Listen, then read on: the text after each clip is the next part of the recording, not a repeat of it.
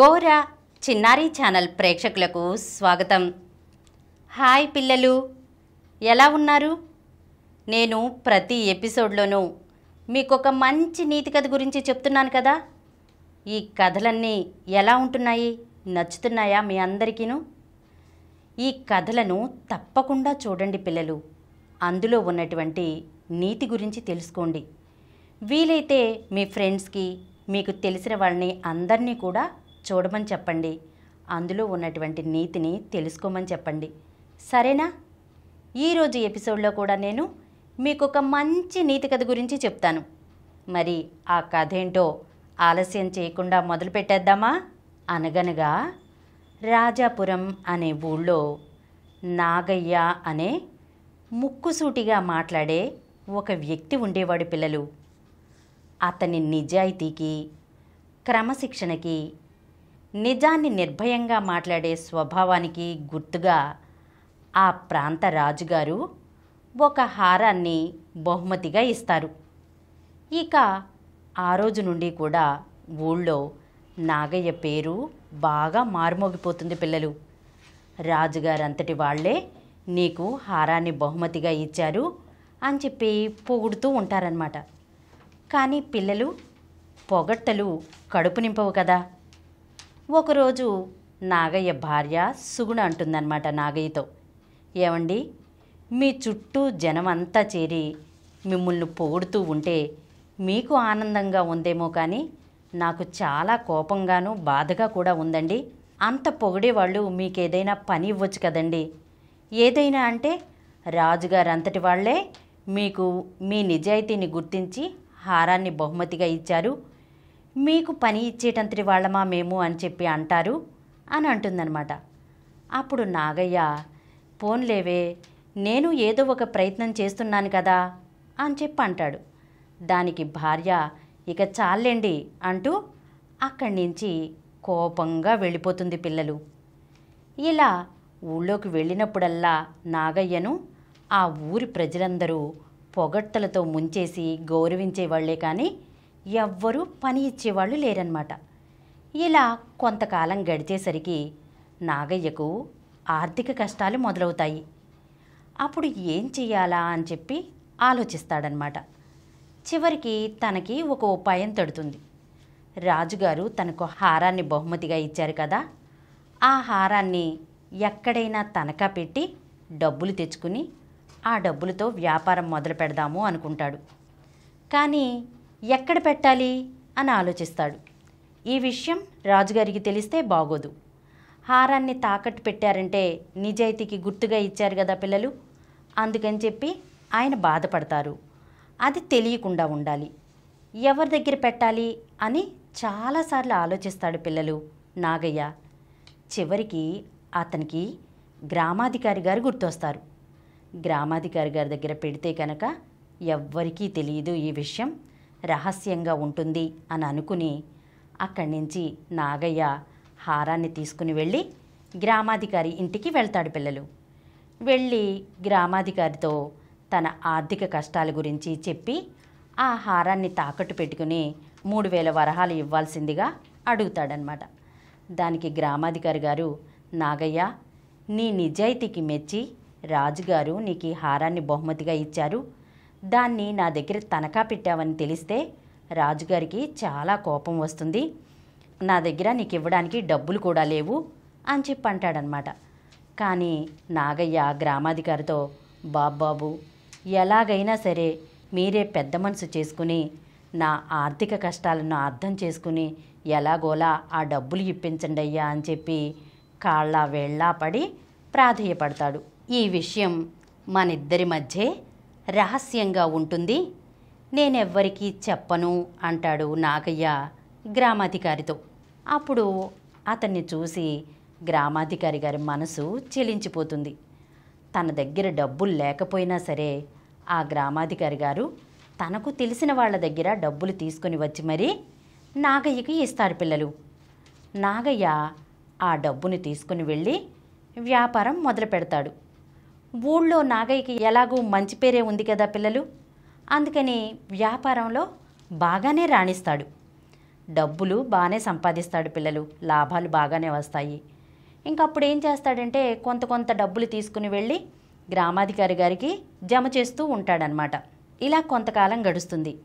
తను డబ్బంతా కూడా వచ్చిన లాభాల్లో నుంచి అలా జమ చేయగా పూర్తి బాకీ అంతా తీరిపోతుంది పిల్లలు. వచ్చి ఆ డబ్బులన్నీ కట్టేశాడు కదా నాగయ్య. గ్రామాధికారి గారు అంటారనమాట, నీ బాకీ అంతా తీరిపోయింది నాగయ్య, నీ హారాన్ని నువ్వు తీసుకుని వెళ్ళిపో అని చెప్పేసి గ్రామాధికారి గారు ఆ హారాన్ని నాగయ్యకు ఇచ్చేస్తారు. అప్పుడు నాగయ్య ఆ హారాన్ని తీసుకెళ్ళిపోతాడు పిల్లలు. ఇలా రోజు రోజుకి ఏంటంటే నాగయ్యకు వ్యాపారంలో బాగా లాభాలు వస్తాయి. ఇలా డబ్బు సంపాదించే కొద్దీ నాగయ్యలో దుర్బుద్ధి, మోసకారితనం ఎక్కువైపోతుంది. ఒకరోజు కూర్చుని ఆలోచిస్తూ ఉంటాడనమాట నాగయ్య. ఆలోచిస్తూ ఉంటే అతని మనసులో ఒక దుర్బుద్ధి పుడుతుంది పిల్లలు. గ్రామాధికారి గారిని ఎలాగైనా సరే మోసం చెయ్యాలి అని చెప్పి అనుకుంటాడు నాగయ్య. అలా అనుకుని ముందే ఒక ప్రణాళికని ఏర్పాటు చేసుకుంటాడనమాట. ఆ ప్లాన్తోనే వెళ్ళి ఊళ్ళో కొంతమంది దగ్గరికి వెళ్ళి చెప్తాడనమాట, ఇలా నేను నా ఆర్థిక కష్టాల మూలంగా హారాన్ని, రాజుగారు ఇచ్చిన హారాన్ని తీసుకుని వెళ్ళి గ్రామాధికారి గారి దగ్గర తనఖా పెట్టాను, ఆయన దగ్గర డబ్బులు తీసుకున్నాను, ఆ డబ్బులు తీసుకునే వ్యాపారం చేస్తున్నాను అని చెప్పి చెప్తాడు. పిల్లలు, ఇక్కడ మీరొక విషయం గమనించాలి. ఇక్కడ ఇదంతా కూడా నాగయ్య గ్రామాధికారికి డబ్బులు కట్టేసి హారం తెచ్చేసుకున్న తర్వాత ఆ గ్రామ ప్రజలను నమ్మించడానికి ఇలా చెప్తున్న విషయం అన్నమాట. ఇదంతా చెప్పి ఏం చేస్తాడో తెలుసా పిల్లలు? వాళ్ళకి చెప్పాడు కదా ఆ ఊరు వాళ్ళకి, వాళ్ళల్లో నుంచి ప్రతి నెల ఒక వ్యక్తిని తన వెంట పెట్టుకుని గ్రామాధికారి ఇంటికి తీసుకెళ్తాడు పిల్లలు. తీసుకెళ్ళి అక్కడ ఏం చేస్తాడో తెలుసా పిల్లలు? అతన్ని తీసుకుని వచ్చాడు కదా ఆ ఊరి వ్యక్తిని బయట నుంచో పెడతాడు, ఇంట్లోకి తీసుకురాడు. తను ఒక్కడే గ్రామాధికారి గారి దగ్గరికి వెళ్తాడనమాట. ఇలా ఎక్కువసార్లు వస్తూ ఉండేటప్పటికీ గ్రామాధికారి గారు అంటారనమాట, ఏంటి నాగయ్య ఈ మధ్య తరచూ వస్తున్నావు అని చెప్పి అంటారు. ఏం లేదు బాబు, మీరు నాకు చేసిన సాయానికి కృతజ్ఞతగా మధ్య మధ్యలో ఇలా వచ్చి కనిపిస్తున్నాను అని చెప్పి అంటాడు. అని చెప్పేసి బయటకు వచ్చేస్తాడు. బయటకు వచ్చి ఏం చెప్తాడో తెలుసా పిల్లలు? హారం తాకట్టు పెట్టాను కదా గ్రామాధికారి దగ్గర, ఆ డబ్బులన్నీ కట్టేసి వచ్చాను లోపలికి వెళ్ళి అని చెప్పేసి అంటాడనమాట. ఇలా ప్రతి నెల ఏం చేస్తాడు, ఒక్కో వ్యక్తిని తీసుకెళ్తాడు. తీసుకెళ్ళి బయట నుంచో పెట్టడం, తను మాత్రం గ్రామాధికారి గారి దగ్గరికి వెళ్ళటం కట్టానని వీళ్ళకే చెప్పటం అనమాట. వీళ్ళు నిజమేననుకుని నమ్ముతారు వాళ్ళందరూ, ఎందుకంటే నీతిగా నిజాయితీగానే ఉండేవాడు కదా, నమ్ముతారు. ఇలా కొంతకాలం గడుస్తుంది. గడిచిన తర్వాత చివరికి ఏం చెప్తాడో తెలుసా పిల్లలు నాగయ్య? తను డబ్బులు మొత్తం గ్రామాధికారి గారికి ఇచ్చేశానని, ఆ హారాన్ని మాత్రం గ్రామాధికారి గారు ఇవ్వట్లేదు అని చెప్పి చెప్తాడు. అయితే కొంతమంది నాగయ్య చెప్పిన మాటల్ని నమ్ముతారు, కొంతమంది ఏమో నమ్మరు పిల్లలు. ఎందుకంటే గ్రామాధికారి గారు ఊళ్ళో సమస్యల్ని పరిష్కరిస్తారు కదా, ఆ పరిష్కరించే సమయంలో గ్రామాధికారి గారిని నమ్మట్లేదు కదా, వాళ్ళు ఉన్నారే వాళ్ళ వైపు వాళ్ళకు అనుకూలంగా తీర్పు చెప్పలేదని చెప్పేసి వాళ్ళకి కోపం అన్నమాట. అందుకని గ్రామాధికారి గారి మీద వ్యతిరేకంగా ఉంటారు వీళ్ళు. అలాంటి వాళ్ళు నాగయ్య చెప్పిన మాటల్ని నమ్ముతారు పిల్లలు. ఇలా కొందరు దొంగ సాక్షుల్ని తయారు చేసుకుంటాడనమాట. ముందే ప్రణాళికతో నాగయ్య ఇలా తయారు చేసుకుంటాడు. చేసుకుని ప్లానింగ్గా చక్కగా ఇలా చేసుకున్నాడు కదా, రాజుగారి దగ్గరికి వెళ్తాడు. నేరుగా రాజుగారి దగ్గరికి వెళ్ళి, రాజుగారు నేను ఇలా ఆర్థిక కష్టాల మూలంగా ఏమీ చెయ్యలేని పరిస్థితుల్లో నేను మీరిచ్చిన హారాన్ని గ్రామాధికారి గారి దగ్గర తనఖా పెట్టానండి. ఆ డబ్బు తీసుకుని వచ్చి నేను వ్యాపారం మొదలుపెట్టాను. అందులో వచ్చిన లాభాలతో నేను గ్రామాధికారి గారికి ఆ అప్పంతా తీర్చేశానండి. కానీ గ్రామాధికారి గారు ఆ హారం నాకు ఇవ్వట్లేదండి, ఇచ్చేశానని చెప్తున్నారు, ఇవ్వట్లేదండి. కావాలంటే నా దగ్గర సాక్షులు ఉన్నారు, వారిని అడగండి అంటాడు నాగయ్య రాజుగారితో. అయితే నాగయ్య నిజాయితీపరుడని రాజుగారికి తెలుసు. అందుకనే కదా పిల్లలు హారాన్ని బహుమతిగా ఇచ్చారు. ఇంత పెద్ద సమస్య వచ్చిందా నీకు? నీలాంటి వాడికి ఇంత సమస్య వస్తుందని నేను అస్సలు అనుకోలేదు అని చెప్పేసి గ్రామాధికారి గారిని పిలుస్తారు. గ్రామాధికారి గారిని పిలిచి అడుగుతారనమాట, ఏంటి ఇలా నాగయ్య నీ దగ్గర హారాన్ని తనఖా పెట్టి డబ్బులు తీసుకున్నాడంట, ఆ డబ్బుల్ని తిరిగి నీకు ఇచ్చేశారంట, కానీ నువ్వు హారాన్ని తిరిగి ఇవ్వట్లేదంట అని చెప్పేసి రాజుగారు గ్రామాధికారిని అడుగుతారనమాట.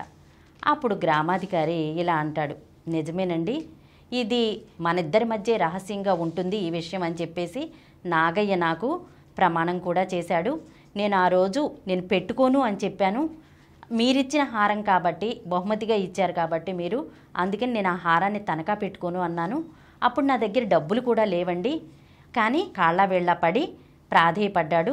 అందుకని చెప్పి నాకు తెలిసిన వాళ్ళ దగ్గర డబ్బులు తీసుకొని వచ్చి మరీ ఇచ్చాను. కొంతకాలం తర్వాత వ్యాపారంలో లాభాలు వచ్చాక ఆ అప్పంతా తీర్చేశాడు. నేను ఆ హారాన్ని కూడా తనకి తిరిగి ఇచ్చేశానండి. కానీ ఈరోజు నన్నే మోసకారిగా చిత్రిస్తూ అందరి ముందు దోషిగా నిలబెట్టాడు అని చెప్పేసి చాలా బాధపడతాడు గ్రామాధికారి. ఆ మాటలు విన్నటువంటి రాజుగారికి గ్రామాధికారి చెప్పిన విషయంలో ఎక్కడో నిజాయితీ కనిపిస్తుంది పిల్లలు.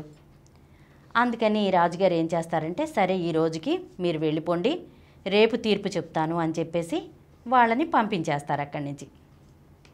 తర్వాత ఏం చేస్తారంటే రాజుగారు ఇద్దరు రాజభట్లను పంపించి అసలు ఈ మధ్య నాగయ్య ఎలా ఉంటున్నాడో, ఊళ్ళో అతని ప్రవర్తన ఎలా ఉంటుంది అని చెప్పేసి కనుక్కుని రమ్మంటాడు. అప్పుడు వాళ్ళు వెళ్ళి ఊళ్ళో వాళ్ళని కనుక్కుంటారనమాట. కనుక్కుంటే వాళ్ళు చెప్తారు, ఊళ్ళో కొంతమంది చెప్తారు, అంతకు ముందంతా బాగానే ఉండేవాడండి, నీతిగా నిజాయితీగా ఉండేవాడు, అబద్ధం ఆడేవాడు కాదు, ఎవరన్నా ఆడినా సరే ఒప్పుకునేవాడు కాదు, అసలు అంత ముక్కుసూటిగా ఉండేవాడు. కానీ ఈ మధ్య వ్యాపారంలో లాభాలు గడించి డబ్బులు సంపాదించే కొద్దీ అతని మనస్తత్వం మారిపోయింది, దుర్బుద్ధి, మోసకారితనం ఇవన్నీ కూడా ఎక్కువయ్యాయి అని చెప్పి చెప్తారనమాట. ఈ విషయాలనే తీసుకొచ్చి రాజభట్లు రాజుగారికి చెప్తారు. అప్పుడు రాజుగారు ఆ మాటలను విన్నటువంటి రాజుగారు నాగయ్య మనస్తత్వాన్ని అర్థం చేసుకుని ఏం జరిగిందో తెలుసుకుంటారు. మరుసటి రోజు పిల్లలు గ్రామాధికారిని, నాగయ్యను, ఇంకా దొంగ సాక్షులు ఉన్నారు కదా పిల్లలు, వాళ్ళను కూడా పిలిపిస్తారు. ఎందుకంటే రాజుగారికి చెప్పేటప్పుడు నాగయ్య చెప్తాడనమాట, కావాలంటే నా దగ్గర సాక్షులు కూడా ఉన్నారండి, నేను వెళ్ళి డబ్బు కట్టినట్లు వాళ్ళని పిలిపించమంటే పిలిపిస్తాను అని చెప్పి రాజుగారికి చెప్తాడు. అందుకని చెప్పి రాజుగారు ఏం చేస్తారంటే ఆ దొంగ సాక్షులను కూడా పిలిపిస్తారు. పిలిపించి అడుగుతారనమాట రాజుగారు, మీరు డబ్బు కట్టేటప్పుడు గ్రామాధికారి దగ్గరే ఉన్నారా, మీరు చూసారా మీ కళ్ళతో అని అడుగుతారు. లేదండి మేము చూడలేదు, మమ్మల్ని బయట ఇలా నుంచోమనేవాడు, ఆయన వెళ్ళి లోపలికి వెళ్ళేసేసి డబ్బులు కట్టే వచ్చేవాళ్ళు, వచ్చిన తర్వాత మాకు చెప్పేవాళ్ళు అనమాట, డబ్బులు కట్టేసి వచ్చామని చెప్పేవాళ్ళండి అని ఈ సాక్షులు చెప్తారు. ఇంకా రాజుగారికి ఇంకా పూర్తిగా అర్థమైపోతుందన్నమాట. నాగయ్య మీద కోపంతో రాజుగారు ఇలా అంటారు, నాగయ్య నిజం చెప్తావా, లేదంటే కనుక నీకు 10 సంవత్సరాల కఠిన కారాగార శిక్ష విధించమంటావా అని చెప్పి అడుగుతారు.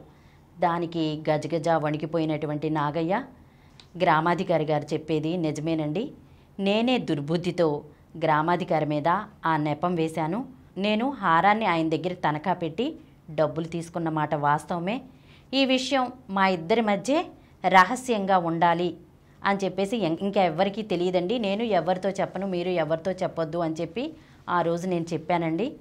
కానీ తర్వాత నేను దుర్బుద్ధితో ప్రజల దగ్గరికి వెళ్ళి, ఊళ్ళో వాళ్ళ దగ్గరికి వెళ్ళి ఇలా రాజుగారు ఇచ్చిన హారాన్ని గ్రామాధికారి దగ్గర తనఖా పెట్టి డబ్బులు తీసుకున్నాను, డబ్బులు తీర్చేశాను, కానీ తనఖా పెట్టిన హారాన్ని ఆయన ఇవ్వలేదు అని చెప్పాను, నేనే ఇదంతా చేశానండి దుర్బుద్ధితో, నన్ను క్షమించండి, ఇందులో గ్రామాధికారి గారి తప్పు ఏమీ లేదండి అని చెప్పేసేసి రాజుగారిని, గ్రామాధికారి గారిని క్షమాపణలు అడుగుతాడు పిల్లలు నాగయ్య.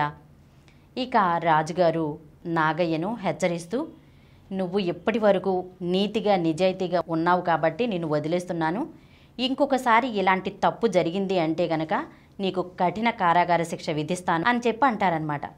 ఇక నాగయ్య సిగ్గుతో తల వంచుకుని ఊరందరి ముందు కూడా అప్పటి వరకు చాలా నిజాయితీపరుడని పేరుంది కదా పిల్లలు, ఆ పేరును కూడా తన దుర్బుద్ధితో పోగొట్టుకున్నానని పశ్చాత్తాపపడతాడు పిల్లలు.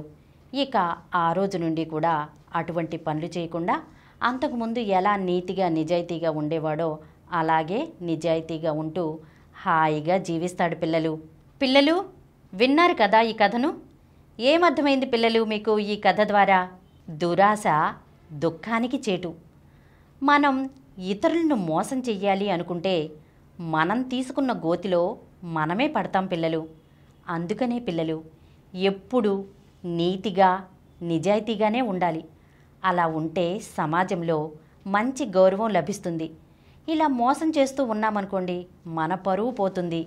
అందుకనే పిల్లలు ఎప్పుడూ కూడా నిజాయితీగా ఉండాలి, అబద్ధాలు ఆడకూడదు, సత్ప్రవర్తనతో మెలగాలి. సరేనా? మరొక చక్కని నీతి కథతో వచ్చే ఎపిసోడ్లో కలుసుకుందాం.